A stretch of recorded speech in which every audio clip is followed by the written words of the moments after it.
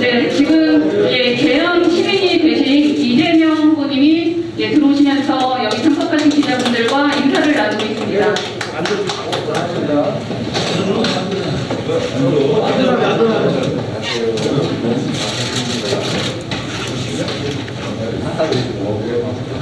세계일보 인천에 오는 게 아니죠?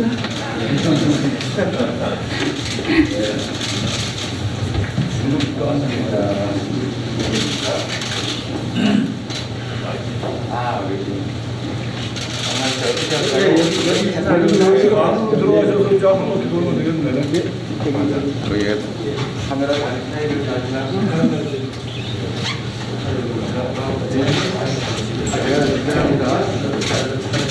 안녕하세요. 여기 어디세요? 채널에.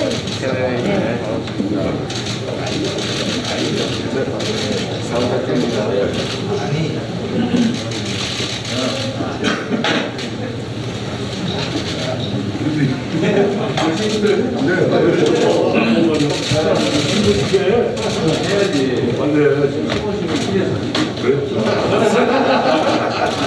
어제는 밤에 맞자고 대학로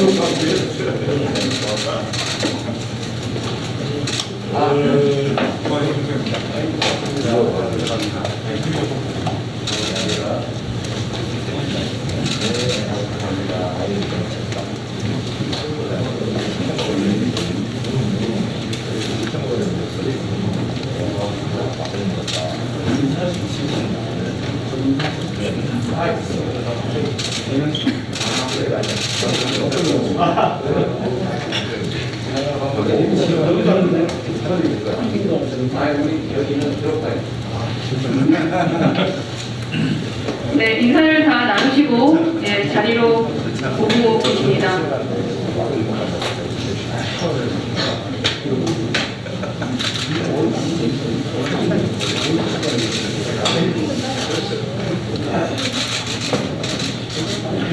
더불어민주당 광역시장 대변인 김은경입니다. 바쁘신 중에도 시간을 내주신 언론인분들께 감사 말씀드립니다. 이재명 인천 계양을 국회의원 후보의 기자간담회를 시작하겠습니다. 오늘 기자간담회는 약 30분 정도 진행될 예정입니다.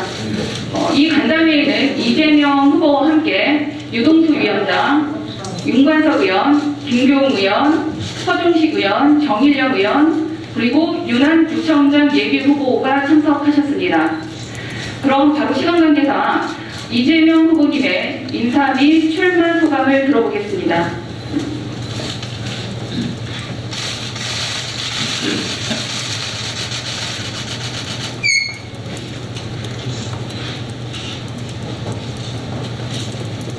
먼저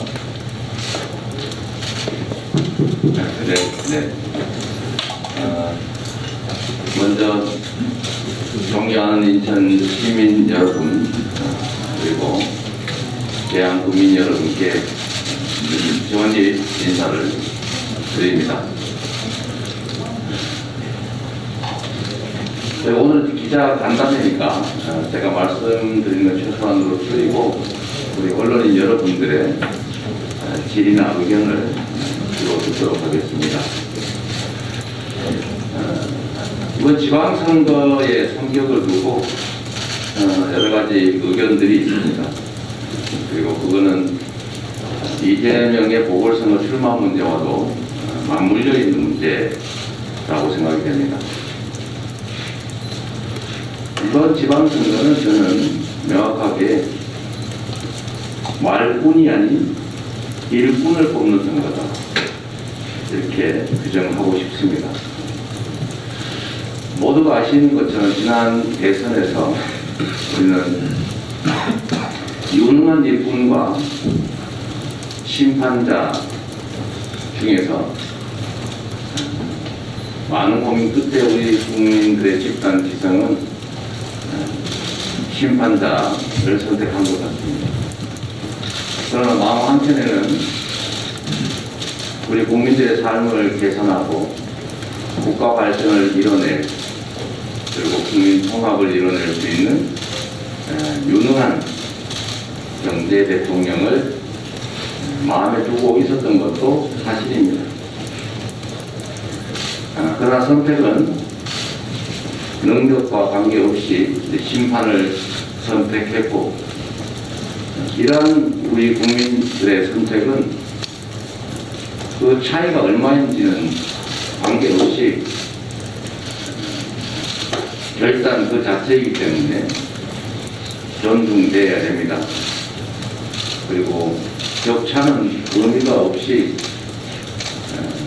유능한 경제 대통령이라고 하는 것이 선택받지 못했다는 점도 엄혹한, 명백한 사실이다 라고 생각합니다. 다만 국가 경영에 있어서 단 한 사람, 단 한 세력만이 국가 경영을 맡는 것이 아니고 다수의 정치인, 다수의 대리인, 다수의 정치 집단이 안정적인 국정 운영을 위해서 서로 균형을 맞추고 합리적인 견제를 통해서 모든 정치인, 모든 정치 세력들이 국가와 국민에게 유용한 방향으로 충직하게 선의의 경쟁을 하는 것이 중요합니다. 이제는 심판자를 선택하셨으니 지방선거에서는 일할 수 있는, 일할 능력이 되는, 또 일할 능력이 검증된 우리 민주당 후보들에게, 유능한 일꾼들에게 일할 기회를 주십사 요청드리고 싶습니다.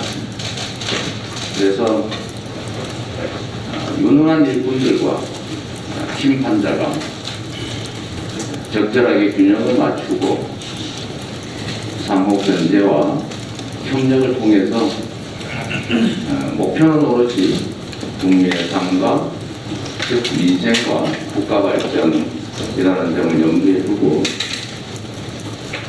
잘하기 경쟁을 하는, 선의의 경쟁을 하는 그런 정치로 나아갈 수 있는 좋은 기회라고 생각됩니다. 저의 인천 계양 출마와 관련해서도 말씀을 드리겠습니다. 국가 권력이 한쪽으로 일방적으로 집중되면 독선과 오만에 빠질 가능성이 많고 좀 부패할 가능성도 많습니다. 그래서 권력은 분산돼야 되고 서로 견제하고 균형을 맞춰야 된다고 정치학 교과서에서 가르치고 있습니다. 중앙 국가 권력은 국민의힘 정치 세력이 감당하게 됐습니다. 이미 독선의 조짐이 조금씩 드러나는 것 같습니다. 저는 윤석열 정부가 성공하길 바랍니다. 그건 윤석열 정부 자체를 위해서가 아니라 우리 윤석열 정부가 지향하는 국민주권, 민주공화국의 우리 국민들의 더 나은 삶을 위해서인 것이죠. 그래서 당연히 거대 야당이 된 더불어민주당 입장에서도 협력할 것은 당연히 협력하고 또 잘못된 것은 시정하면서도 대선 때 국민에게 약속드린 약속을 지켜내고 국민들의 더 나은 삶을 만들어 가도록 저희가 함께 해야 된다고 생각합니다. 그래서 이번 지방선거는 균형을 맞추기 위해서 또 일할 사람들을 전면에 배치해서 우리 국민들의 더 나은 삶을 만들어낼 수 있도록 우리 더불어민주당이 최소한의 역할을 부여받기를 바랍니다. 저의 인천 출마는 지방선거에서 더불어민주당 준비된 후보들의 선거에 도움이 좀 될 수 있겠다는 판단이 가장 컸습니다. 당이 어려움에 처하고 있고 물론 과거 다른 사례들에 비해서 지금 더불어민주당이 상대적으로 나은 상황인 건 맞지만 그러나 어려움에 처한 것도 분명하고 우리 후보들이 상황이기 때문에 저는 당과 우리 후보들의 이 어려운 상황을 타개하는데 도움이 된다면 저의 정치적인 어려움이나 위험, 손익을 다 떠나야 된다고 판단했습니다. 인천에서 반전의 계기가 만들어지기를 바라고 또 인천에서부터 반전이 시작될 수 있다고 확신합니다. 우리 윤한 후보께서도 열심히 해주고 계시고 우리 인천의 박 시장님, 구청장, 군수, 시, 군, 구 의원들 매우 훌륭한 후보들이기 때문에 우리 인천 시민들께서 우리 더불어민주당에 기회를 주실 것이라고 믿고 또 제가 그 선거에 또 지난 대선에서 저희를 지지하고도 안타깝게 생각하시는 많은 분들이 다시 결집해서 이번 지방선거에 새로운 정기를 마련할 수 있다면 제 역할을 다하는 것이다 이렇게 생각했습니다. 당이 필요로 한 역할 중에 저희가 참 우려되는 부분은 총괄 상임선대위원장이라고 하는 전국 지방선거를 기획, 집행, 지휘하는 너무 큰 역할을 당이 요청하셨는데 사실 제가 그 문제 때문에 당의 입장 발표가 있은 후에 바로 입장을 내지 못하고 우리 언론인 여러분들로 하여금 저한테 마구 문자를 보내게 했던 것입니다. 과연 총괄 상임선대위원장 역할을 실질적으로 할 수 있겠느냐. 그거는 우리 개항 선거구, 지역구 우리 국민 여러분께 예의라고 하기도 어렵고 실질적으로 그 역할을 감당하기도 어렵기 때문에 망설였지만 우리 당과 얘기해서 우리가 결집을 위한 정기를 위한 그런 역할이다 이렇게 하고 실질적인 선거의 기획 집행 지휘 업무는 실무 상임위원장님들 또 선대 총괄 본부장들께서 하시겠다고 말씀해 주셔서 제가 수락을 하게 됐습니다. 저는 인천 계양을 보궐선거에 출마한 국회의원 후보라는 게 제일 중요한 역할이다 생각합니다. 두 번째로 중요한 역할은 인천 선거를 승리로 이끄는 것이다. 세 번째 역할은 전국의 우리 지지자 여러분들께 다시 재결집해서 이길 수 있는 선거를 치러달라라고 요청드리는 역할, 이 세 번째라고 생각됩니다. 많은 부분들이 지금 생중계로 지금 이 장면을 보고 계실 것 같아서 한 말씀만 드리고 이제 우리 언론 여러분 말씀을 드리겠습니다. 전에 한명숙 총리님 그리고 오세훈 지금 현 시장이 시장 선거에 맞붙은 예가 있습니다. 그때 제 기억으로는 약 20% 가까이 한 총리께서 후보가 치고 있었는데 여론조사상으로 실제로 개표를 해보니까 1% 0.5였습니다. 1%의 아주 초박빙으로 진 사례가 있습니다. 근데 그때 당시에 선거가 끝나고 많은 우리 한명숙 총리 지지자들이 그랬죠. 포기하고 놀러 갔는데 내가 투표했더라면 이겼겠다 이런 생각을 했던 경험이 있습니다. 두 번째 사례가 이렇게 있는데 역시 오세훈 전 시장께서 관계가 되어 있는 건데 정세균 후보와 종로구 선거에서 맞붙었을 때 여론조사상으로는 오세훈 현 시장이 압도적으로 앞섰는데 약 20% 앞섰다고 합니다. 근데 개표 결과는 역시 완전히 반대로 정세균 후보께서 거의 20% 가까이 14% 이겼던 그런 사례가 있습니다. 즉 무슨 말이냐면 전국에 계신 우리 지지자 여러분, 우리 동료 여러분 이 나라의 개혁과 혁신을 바라는 많은 분들께 이 말씀을 꼭 드리고 싶습니다.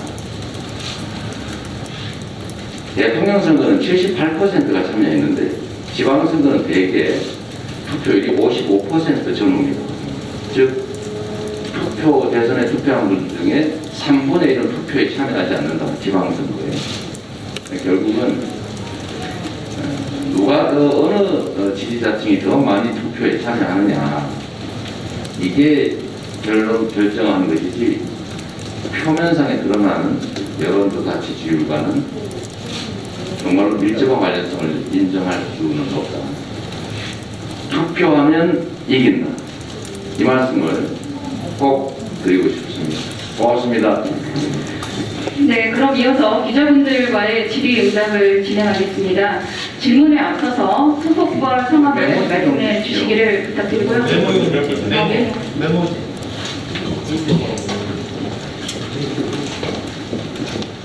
제가 사전 준비 자료를 잘 안 두고 다니니까 볼펜조차도 안 주는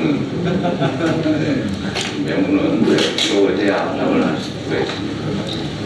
네, 하시죠. 하시고 시간이 많지 않으니까. 네, 그럼 먼저 질의를 받도록 하겠습니다. 네, 이데일리 이종일 기자님. 마이크 드려요.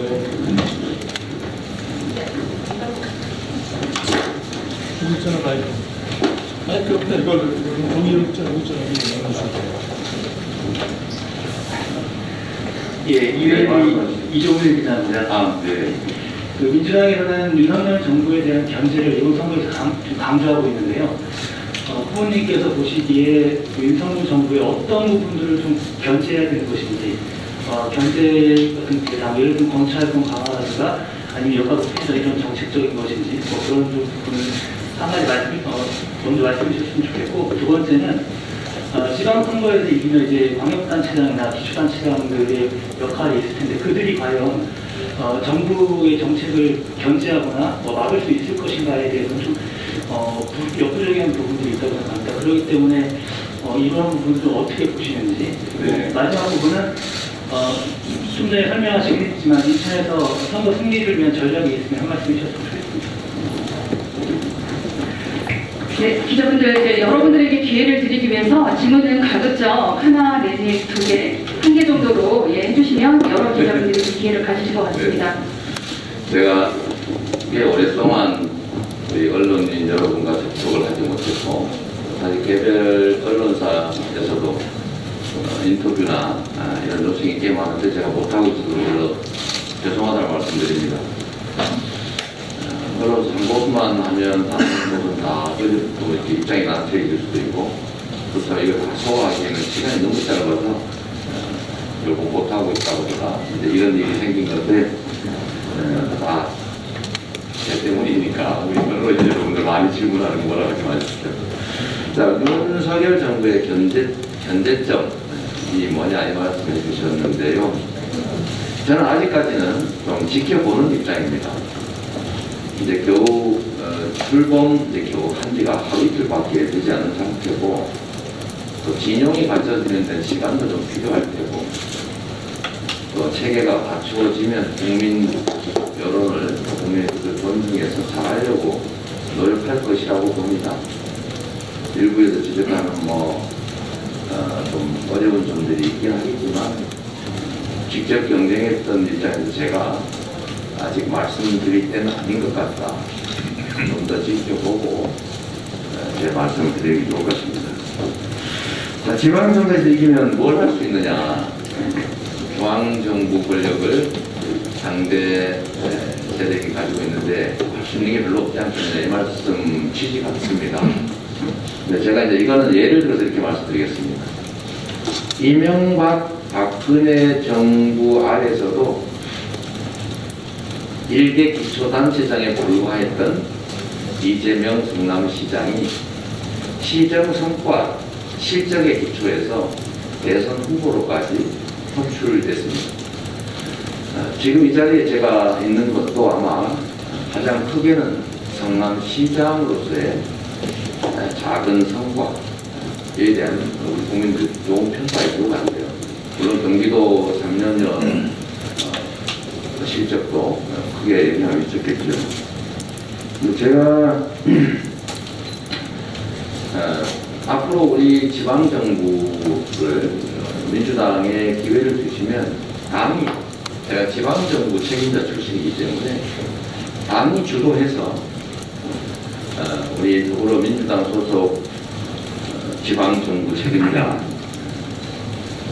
그다음에 시군구 의원 여러분, 방역의원 여러분들과 함께 일정한 정책 방향을 놓고 저희가 대선에서 약속드렸던 여러 가지 정책들을 가능한 범위에서 최대한 실천해 나가려고 합니다.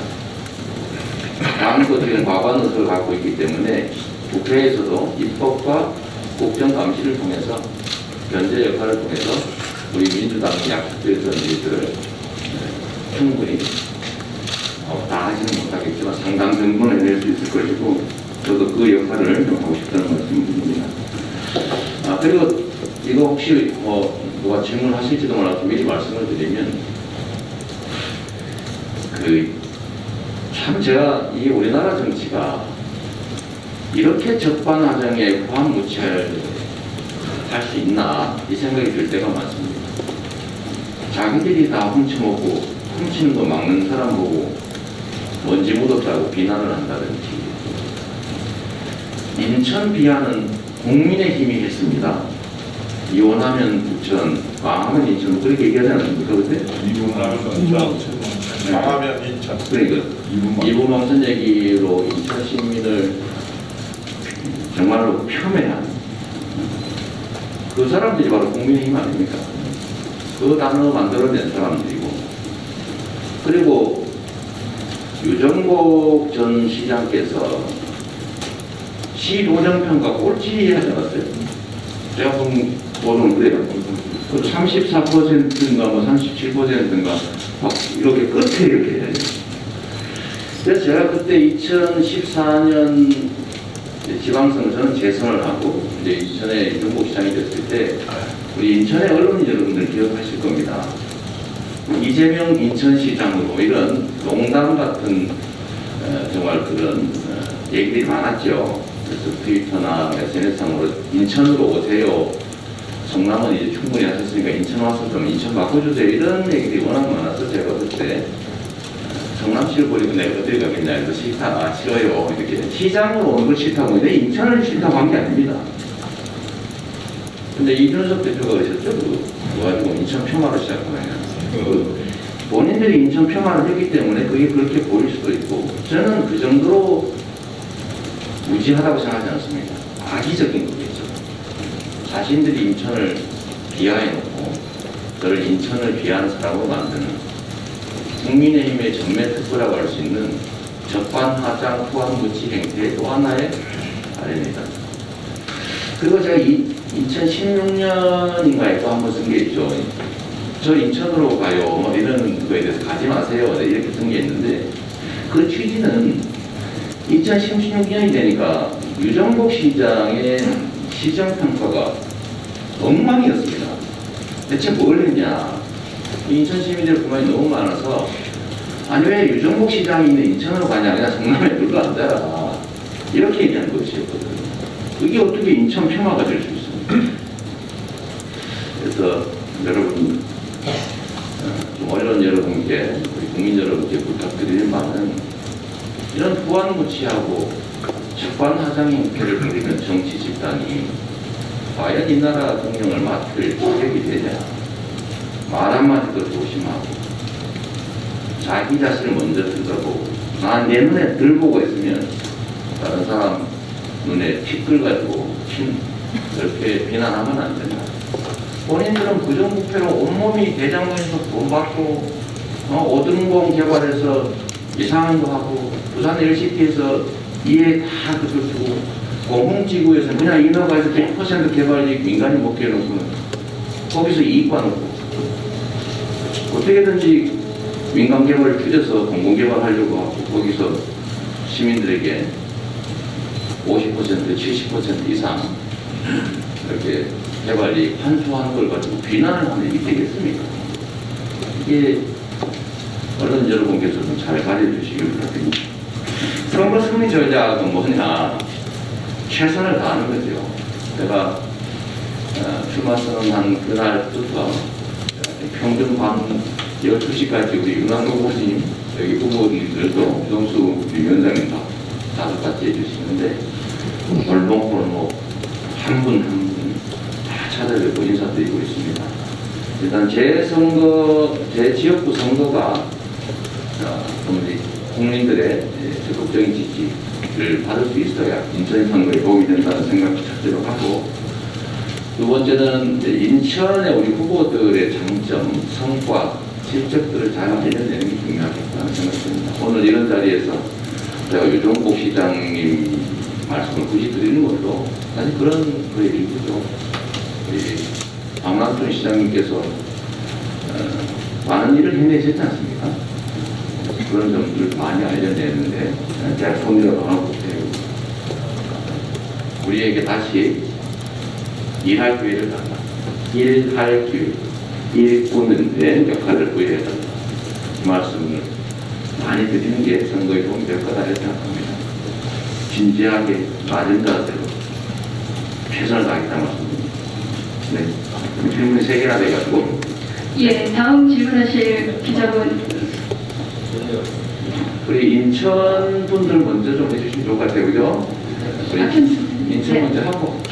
경인일보 박현주 기자님 먼저 네, 해주시죠. 다음에 저도. 아, 예.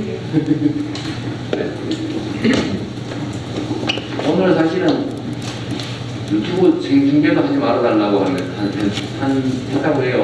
그 이유가 뭐냐 그랬더니 아니 인천 지역 언론인 간담회인데 전국이 생중계하는데 그거 얘기가 어찌 하느냐. 그래서 일단 그렇게 해서 오늘은 인천 지역 분들 먼저 하시고 전국 기자님 하십시오. 누구 아까 말씀하십시오.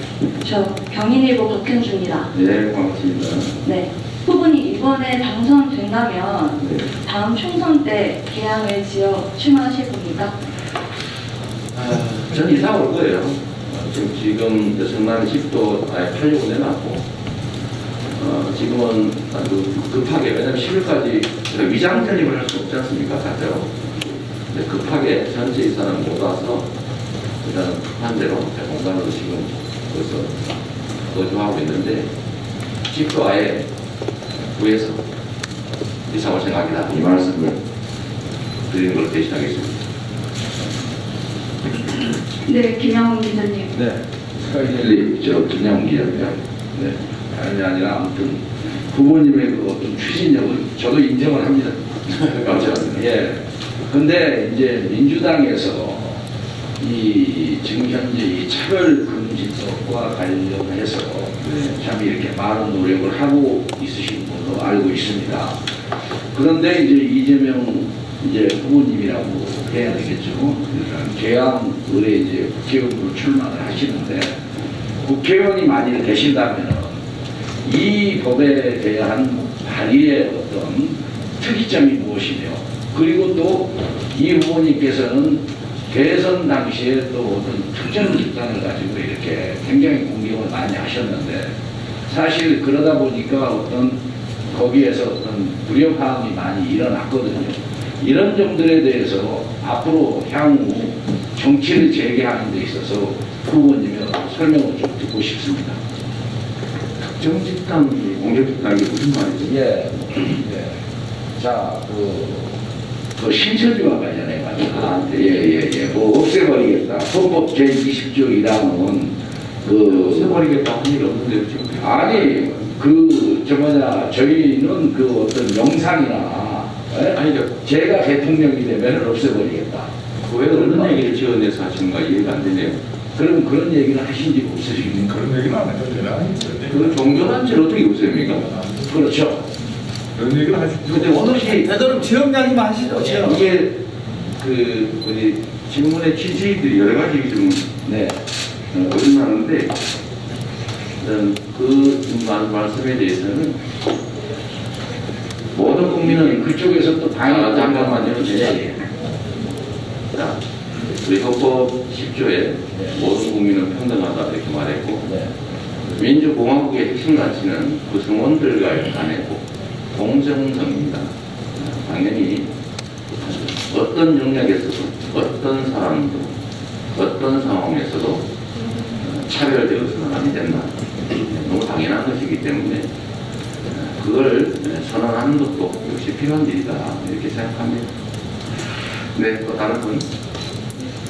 네, 중부일보 백승재 기자님.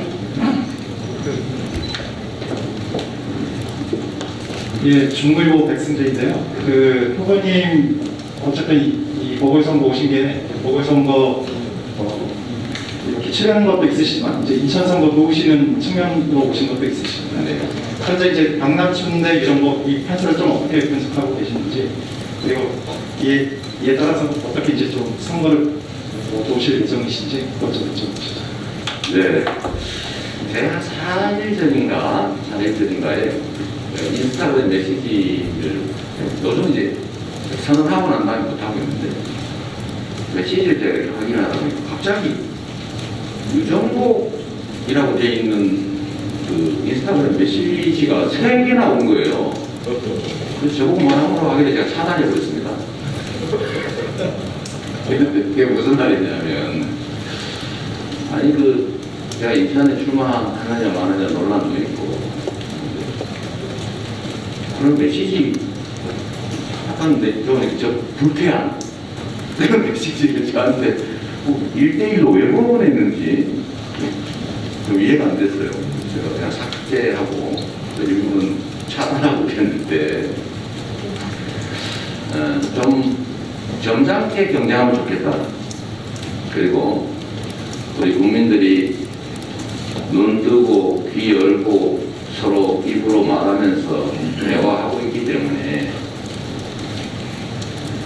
부당하게 불합리하게 경쟁하지 않으면 좋겠다. 합리적으로 품격 있게 인정할 거 인정하고 주장할 거 주장하고 이렇게 해야지. 본인이 인천 시정하면서 전국 평가 거의 상습적이다시피 꼴등하신 걸로 아는데 다 우리 시민들이 평가한 거 아닙니까? 시민들한테 여론조사에서 조사해가지고 잘하고 있냐 못하고 있냐 물어봤을 때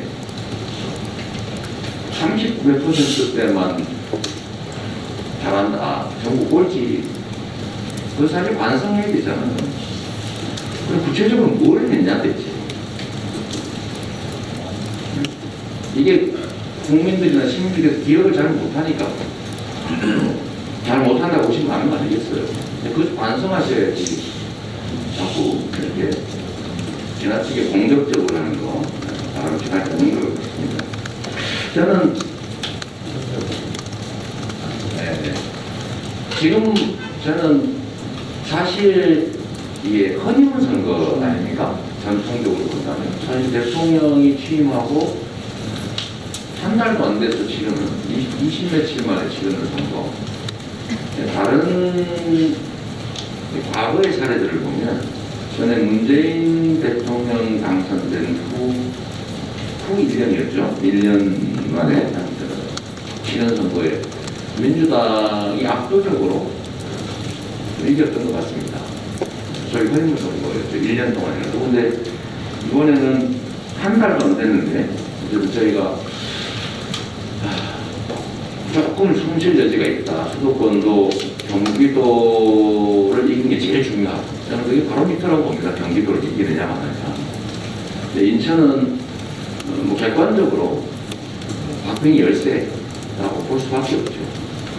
그래서 그 부족한 부분을 제가 좀 채워드릴 수 있으면 좋겠다라는 게 제 생각이고, 아직까지는 그런 뭐랄까 선한 영향이 크지는 않은 것 같은데 서서히 좀 확산되기를 바라는 게 제 소망입니다. 뭐 좀 밀리고 있는 거 맞는 것 같아요. 그죠? 냉정하게 인정하고, 다만 아까 말씀드렸던 것처럼 우리를 민주당을 믿고 민주당에 이할 기회를 주시고자 하는 분들이 포기하지 않고 투표하면 저는 얼마든지 이길 수 있다. 그게 제 역할입니다. 우리 지지층을 결집해내는 거, 그게 제가 할 일이라고 생각합니다. 네, 시간 관계상 마지막 질문을 받겠습니다. 경향신문, 네, 하신다고. 네, 경향신문 박준철 기자님. 못 알아서 죄송합니다. 죄송합니다. 아까 손들었었는데 네. 우선 인천에 오신 걸 환영하고요. 네, 감사합니다. 제가 좀 여쭤보고 싶은 데 출범식도 봤는데요. 네. 아직 민주당 내부에서도 여기 의원님들 지금 5분 와 계신데 한 10분이 넘으신데 나머지 분들은 출범식도 안 보이신 분들이 있었거든요. 국회에서 오늘 청문회하고 예산 때문에 국회 일정 때문에 원팀이라는 부분들에 대해서 좀 보이라는 모습이 좀 갈등하기가 있다는 생각이 좀 들었고요. 네. 또 한 가지로 인천을 넣었으니까 그동안에 경기도에서 바라본 인천하고 인천에서 또 인천인이 됐으니까 인천이 또 어떤 도시인가라는 부분도 하고 또한 계양이라는 게 신도시 비슷하게 형성된 곳인데 계양을 또 어떻게 보고 계신지 네. 그리고 오셨으면 뭐 시장도 돌고 주민들 매일 만나는 걸로 알고 있는데 그분들을 위해서 이제 계양을 위해서 을 주민들을 위해서 유권자들이니까요. 이분들을 위해서 뭐 총선하면 나가면 이런 공약이라는 게 꼭 나오지 않습니까? 네. 그거 어떤 부분이 있는지 좀 알고 싶어요. 네. 쉬운 거부터 할게요. 질문이 엄청나게 많은데 짧게. 혹시 당내 갈등이 있는 거 아니냐? 저는 이견이 있는 건 맞는데 갈등까지는 아니다. 이렇게 말씀드리고 싶어요. 원래 당이라고 하는 거지 않습니까? 원래 의견이 다른 많은 사람들이 모여서 당이라고 부르거든요. 의견이 동일하면 조직이라고 부르죠. 그 조직의 대표적 케이스를 제가 전에 잘못 인용했다가 군대 말고 뭐까지 했다가 제가 비난받은 일인데 저는 그게 당의 기본적인 모습이라고 생각하고 그 이견들을 논의를 통해 수렴하고 또 이견이 있더라도 우리 당이 결정하면 우리가 존중하고 따른다. 그 측면에서는 만약 그런 것까지 넘어서서 뭐 논란이 발생하면 그런 갈등이라고 할 수 있겠고 또는 뭐 국민들이 보기에 부적절한 경우가 있을 수 있는데 그 정도는 아닌 것 같습니다. 두 번째로 인천과 경기 사실 저는 경기도는 존재감이 좀 확실치 않았죠.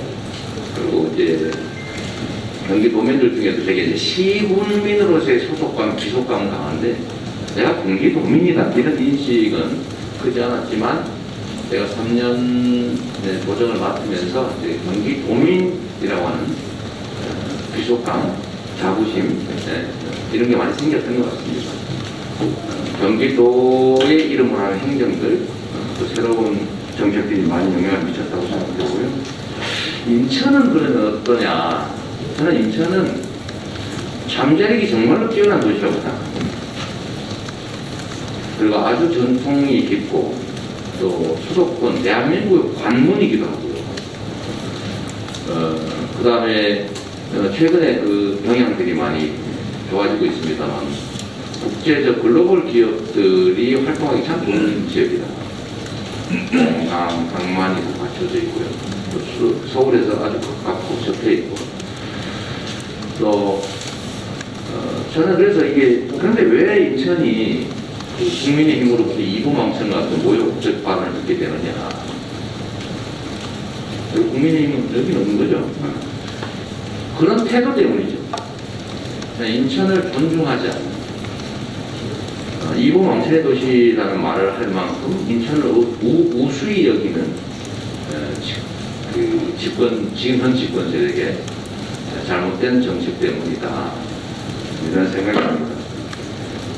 저는 공직자가 어떤 자세로 얼마나 열심히 하느냐에 따라서 저는 천당과 지옥이 갈린다고 생각합니다. 똑같은 상황에서 전혀 다른 결과가 생기는 것이 과거의 성남이 부정부패의 도시 또 뭐 철거민의 도시 이런 인식을 갖고 있다가 몇 년 사이에 전국 최고의 도시 브랜드를 가지는 통합의 도시가 됐죠. 지금도 그렇습니다만 저는 인천을 이렇게 만들고 싶습니다. 인천이 가진 잠재력을 발휘하게 하고 거기 제가 인천에 직접 행정에 참여하지는 않지만 그래도 저한테 기회를 주시면 영향력 조금 더 있는 정치인 입장에서 얼마든지 인천 발전을 견인해낼 수 있다라고 믿습니다. 제가 도정을 하면서 보니까 정말 열심히 일하시는 국회의원님들이 뭐라 하나 이렇게 거부를 할 수가 없더라고요. 약간 을방기 아닙니까?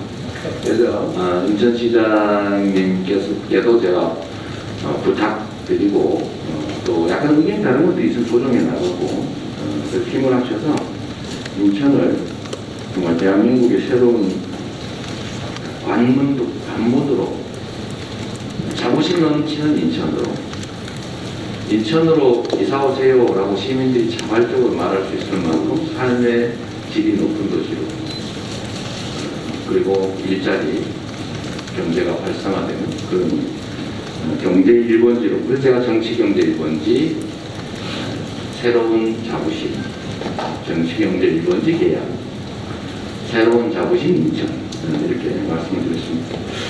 그러면 계양을 위해서는 뭘 할 거야?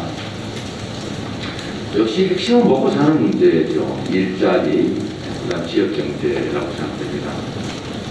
그래서 지금 현재 서운산단 가동 중이고, 또 계양산단 준비 중이고, 이제 3기 신도시 계양 테크노밸리 조성이 이제 시작될 텐데, 제가 이 점은 분명하게 말씀드릴 수 있습니다.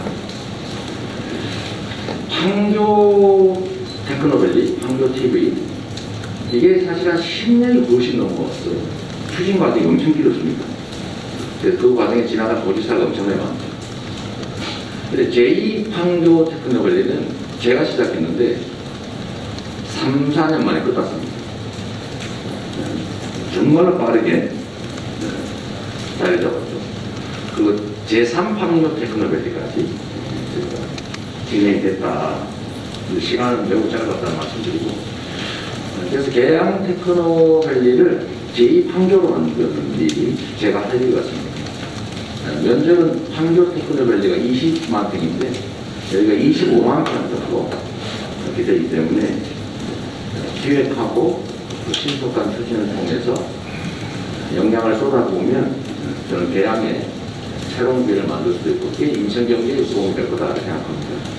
물론 교통 기반 시설 확보 문제는 워낙 많아서 그거는 예선 때도 말씀드렸으니까 생략하고, 제가 계양을 보는 기본적 시각은 그렇습니다. 이게 계양이 원래 인천의 중심이었죠. 신도시 중심이었는데 시간이 많이 지나면서 여기는 이제 멈추고 이제 서쪽 지역들이 이제 먼저 치고 나가면서 약간 불균형 상태가 도래하고 있는 것 같습니다.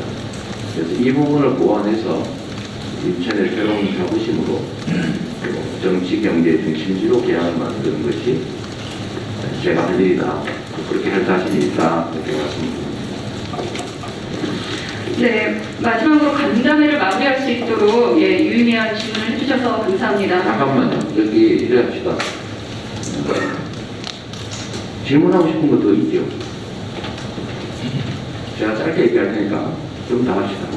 지금 여기서 바로 우리는 이제 저기로 가야 되는데, 제가 오늘 아시겠지만 3시에는 천안에 충남도지사 개소식, 양주교 개소식을 처음으로 이제 외지 지원이랑 지원이죠. 가게 돼서, 근데 그 문제도 여러분하고 말씀하시고 싶은 부분이 계실 것 같고, 제가 바로 지금 출발하고 차에서 김밥을 때우면 되기 때문에 좀 더 질문을. 저 끝에. 네, 인천투데이 김현철 기자님. 그래요. 인천 언론인들이 많이 하셔야 되는데. 이제 대선 후보로 인천을 방문을 하셨을 때 말씀하셨던 그 인천의 이미지 말고, 이제 진짜 인천 시민으로 살면서 갖고 있는, 알게 되는 이제 인천에 대해서 좀 말씀을 해주셨으면 좋겠고요. 인천의 승리를 위해서 뛰시겠다고 했으니까 어떤 후보랑 어떤 동네에 어떤 곳을 좀 가보고 싶다, 이런 게 있으시면 좀 말씀해 주시면 좋을 것 같습니다. 네.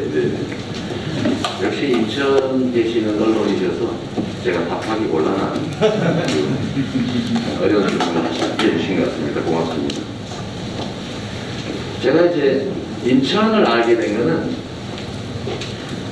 바닷물이 진짜 짠가 먹어보러 왔을 때 제가 안동에서 여기 보니까 겨울물이 모여서 바닷물이 되는데 이 개울물이 다 밍밍한 맹물인데 제가 어떻게 짠 쓰이냐. 그래서 제가 듣기로는 소금 만드는 그 뭔가 맷돌이 바다에 빠져가지고 계속 소금을 생산하고 있다 이런 이야기를 막 제가 안 믿었거든요. 제가 합리적인 사람이라서 그래서 계속 그 의문이 풀리지 않아서 제가 76년에 이사 와서 78년쯤 바로 오지 못하고 78년에 저희 어머님 아버님 두 분 모시고 성남에서 인천부 연안부두로 바로 오는 버스가 있었어요. 근데 그 바로 그 종점이었는데 거기 내려서 제가 이렇게 바닷물을 맛봤던, 그리고 이제 막 갯벌이 기어다니는 개 몇 마리 잡아서 이렇게 가져갔던 그 기억이었습니다. 새로운 세상이었고요. 그래서 그때 제가 든 인상은 공작, 예연, 검은 물, 이런 바닷물이 상당히 그때 검었던 것 같아요. 연안부두니까 그겠죠. 그리고 그 후에도 물론 이제 많이 와봤지요. 첫 인상을 했고, 두 번째 대선 때 봤던, 전국을 보는 입장에 인천을 봤을 때, 그때도 느끼는 그런 거였어요. 참 아쉽다. 저는 성남시에서도 이제 가용한 공간을 찾아내서 거기 새로운 가능성을 부여하고, 그것도 성과를 내고, 경기도에서도 어딘가에 새로운 가능성을 찾아내서 그걸 실현하고, 그런데 인천을 보니까 정말 가능성이 많은데, 이게 왜 이렇게 인정받지 못할까? 아니면 확산되지 못할까? 꽃피지 못할까? 이런 생각이 많이 들었어요. 좀 아쉽다.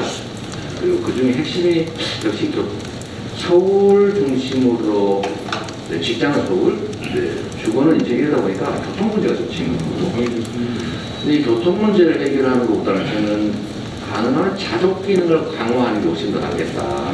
왜냐하면 그 교통 기반 시설을 확보해야 되는데 거기 들은 엄청난 비용들에 비하면 기업 유치나 기업 지원, 지역 경제 지원을 했을 때 어떤 게 더 효과적일까 이 생각이 들었던 건 있습니다.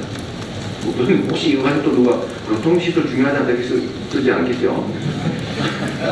내가 요즘 말하기 너무 제가 시키어도 말이 바꿔 멋있더라고. 제가 우리 아니 같이 좀 밀었는데 확 밀었다 이렇게 너무 무서워요. 그 다음에 그래서 지금은 또 인천에 이사 온 지가 며칠 됐는데 진짜 살면서 이렇게 보니까 금방이야 알겠어요. 계양에 주거시설이 매우 날아갔다. 제가 이사를 와야 되니까 아예 통째로 다 이사를 와야 되니까 참 그런 점이 이게 아쉬운 점이다 구체적으로 느껴진 게 있었고요. 제가 9.10 공원을 하나 갔는데 뒷 동네 어제 갔던 데 말고 그저께 갔던 데가 있었는데 이게 어린이 공원인데 조그만 동네 어르신들이 그 얘기를 하는 거예요. 거기 앉아 계신 분들이 정치하는 인간들 맨날 와서 약속은 여기 화장실 만들어주자고 약속했는데 왜 한 사람도 안 하냐. 나도 약속을 하라 그거예요. 너 안 지킬 거지. 너 약속은 안 지킬 거지. 저한테 막 그래서 저 약속 안 했는데요. 이렇게 얘기했어요. 왜 그랬냐면 그 화장실 짓기엔 너무 좁은 공원이었어요. 그 동네 사람들이 싫어하더라고. 집 앞이니까 당황하는데 화장실이 3분의 1 나가고 있더라고. 그래서 내가 안 될 것 같아서 안 했는데 그만큼 주거 환경이 열악하더라. 명색있게 징계발적인데 그래서 저는 좀 안타까움이 있었습니다. 이걸 해결하는 길일 것 같고요. 마지막으로 후보로 뭐라고 하셨는데? 가야 될 때. 네네. 다 가야죠. 인천 제 입장에서는 우리 민주당 입장에서는 그리고 제 입장에서는 우리 지지층 결집을 통해서 반드시 이겨야 되기 때문에 할 수 있는 데 다 갈 생각입니다. 계양을 지금 거의 깨지 않고 모든 지역을 다 다니는 중인데 첫날보다는 지금 반응이나 호응도가 훨씬 높아진 것 같아요. 어젯밤은 또 다르죠. 네. 며칠 전 갈수록. 그래서 많은 분들 환영해 주고 있어서 감사드리는데 일단 계양을 지역 많이 다니고 그다음 또 인천 전역 다니고 여력을 만들어야 제가 만드는 여력은 그런 거죠. 다른 어떤 후보보다도 제가 현장 선거운동을 열심히 하고 그리고 일부 시간을 빼서 다른 데 지원을 하더라도 다른 어떤 후보보다도 개양 선거에 충실함을 다하고 있다 이런 말씀 들을 수 있게 만드는 거죠. 그래서 사실 몸이 굳어져야 됩니다. 지금 입 터지고 있는데 그래도 해야죠. 그래서 다가갈 생각이다 이렇게 말씀드립니다. 또 예, 또 질문 있으신가요? 예, CBS 주영민 우리 기자님. 인천 계신 분들 먼저 좀 하면 좋겠어요. 인천 분들이 인천 쪽 없나 봐요. 그러면 하시죠. 아, 근데 다 인천에 출입하는 기자분들입니다. 네. 그런 예. 중앙에서 오신 분들이 아니고. 말씀하십시오. 네. 아무나. 저희 먼저 CBS 주영민 하신 다음에 우리 지원태 기자님. CBS 주영민입니다. 첫 원내 진입 도전하신 건데 진입 이후에 염두에 둔 상임위가 있으면은 꼭 하나 안 해주시면 말씀 좀 드리겠습니다. 저 다 하고 싶습니다. 월포트 프레시. 그러나 이건 제 소망이고 뭘 하더라도 최선을 다해야 되기 때문에 당이 정해주는 대로 하겠습니다.